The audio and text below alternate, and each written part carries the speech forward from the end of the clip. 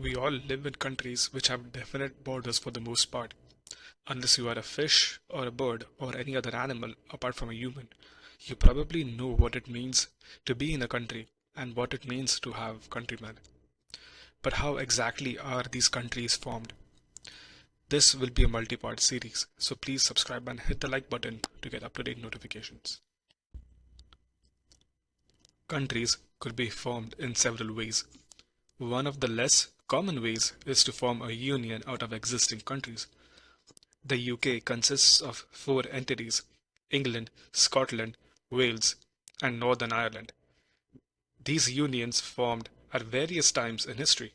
England and Scotland combined their kingdoms through a treaty formulated in 1701. The island of Ireland was formally inducted in this union in 1800s, with Wales already being under English rule for a while. Unions can also be seen in other parts of the world. The separate kingdoms of Castile and Aragon combined their legal, economic, and political systems through a marriage union in the 1400s to form the country of Spain, while the linguistically and culturally similar kingdom of Portugal remained outside of the union and was free to write its own story as an independent country. More recently, one of the more successful unions has been Germany. At the end of the Second World War, Germany was split into the West and East Germany, with West Germany being occupied by the Allied forces and the East occupied by the Soviet Union. The Federal Republic of Germany was formed out of the union of West and East Germany through the fall of the Berlin Wall, which coincided with the end of the Cold War. These kinds of unions are not as simple as just erasing lines along international borders. Neighboring countries could have vastly different political, economic, and legal systems which could put roadblocks in this process. An example of this would be the United Arab Republic, a short-lived political union formed between Egypt and Syria between 1958 and 1961, following the pan-Arab sentiments in the early days of the Cold War. The then Premier of Egypt, Gamal Abdel Nasser's policies were widely popular in his native Egypt, proved to be highly unpopular in Syria, and the experiment dissolved soon after it had formed. A more obscure example of failed unions can be found in West Africa. The Gambia is a tiny country which is situated along the river Gambia closer to the ocean. The geography is funny. It is surrounded by the much bigger country of Senegal on three sides, while the Gambia River itself empties into the Atlantic Ocean on the fourth side, providing ocean access. While being neighbors, they were ruled by different colonial powers, and as a result, developed markedly different economic systems. Senegal was largely a centralized economy, while having a larger military, while Gambia was a much freer market economy with a smaller military. They opted to form a pseudo-political union called the Senegambia Confederation towards the end of the Cold War, in a similar vein to the European Union. The Gambia would get its military bolstered, while Senegal would gain access to the ocean and increase communication between the two parts of the country. However, the economic differences continued to linger, and the union did not last for long. Unions could be one way of forming a new country. However, conquest is much more potent.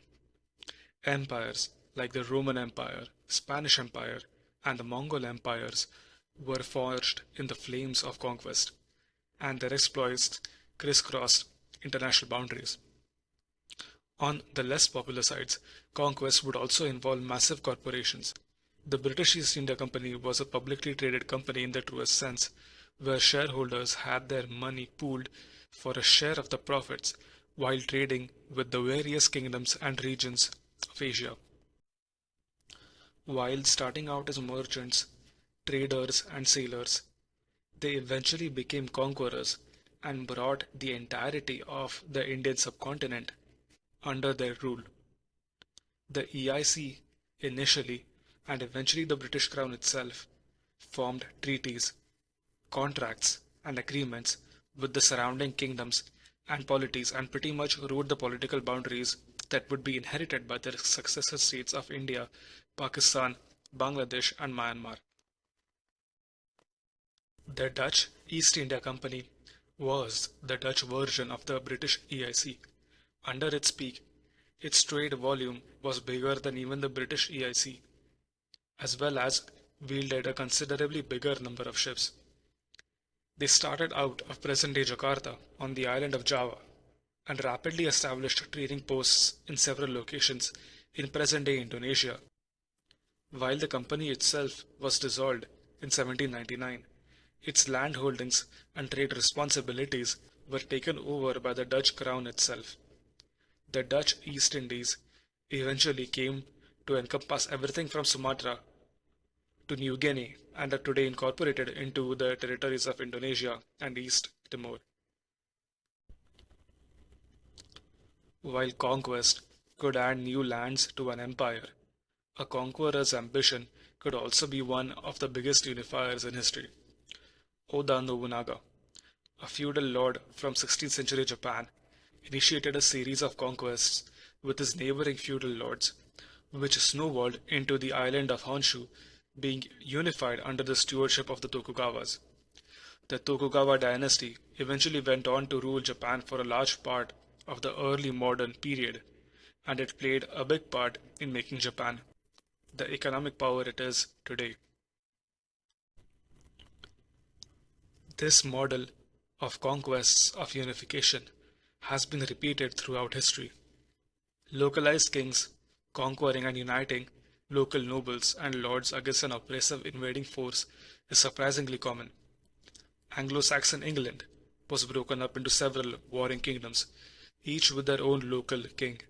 Amidst the chaos, an army consisting of Vikings marched down towards London from the northernmost city of York, but were stopped in their tracks by King Alfred of Wessex. Several reforms, both in administration and military, introduced by Alfred laid the foundations for his son to eventually unify England under one banner.